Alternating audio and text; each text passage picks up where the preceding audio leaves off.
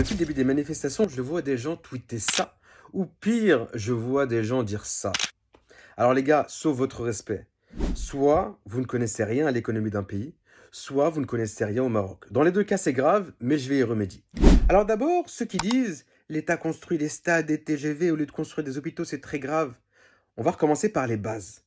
Pour qu'un État puisse développer ses services publics, développer des hôpitaux, des écoles, etc., il doit d'abord faire rentrer des sous. Or, le Maroc n'a pas de gaz, pas de pétrole. Le Maroc touche peu d'impôts, puisque les Marocains payent très peu d'impôts.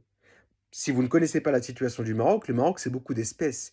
Les citoyens vont travailler au black, ils vont rien déclarer. Même les entreprises, notamment les petites, les TPE, les PME, elles vont travailler beaucoup en espèces, elles vont pas facturer, ça va être de main à main, et donc c'est beaucoup d'argent qui échappe à l'État. À partir de ce moment-là, comment voulez-vous que cet État-là, qui reçoit peu d'argent dans ses caisses, puisse derrière le réinvestir dans des services publics? Donc que va faire l'État? Il va chercher à créer un modèle économique qui va lui permettre derrière de pouvoir réinvestir. Donc, il va investir dans le tourisme. Il va construire des stades, essayer d'avoir la Coupe du Monde parce que ça va ramener du tourisme, faire des TGV, des infrastructures routières, autoroutières, hôtelières, mettre en place des activités, etc. pour créer un modèle économique qui va rapporter des sous.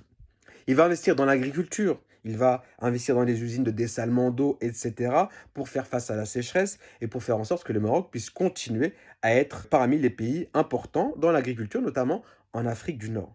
Il va investir dans l'industrie. Donc, il va mettre en place des choses pour attirer les capitaux étrangers, attirer les entreprises étrangères comme Renault, qui vont créer de l'emploi, payer des impôts, etc. Et donc, le Maroc va faire en sorte de créer un modèle économique qui va lui permettre de renflouer les caisses. Donc, dire non, mais c'est n'importe quoi le Maroc qui construit des stades, ou dire on va boycotter la CAN, c'est un non-sens en fait. Non seulement c'est un non-sens, mais en plus vous vous rendez compte avec ce que je viens de vous dire que le problème est beaucoup plus profond, puisque le peuple et ce dont se plaint le peuple, il en est lui-même partie prenante.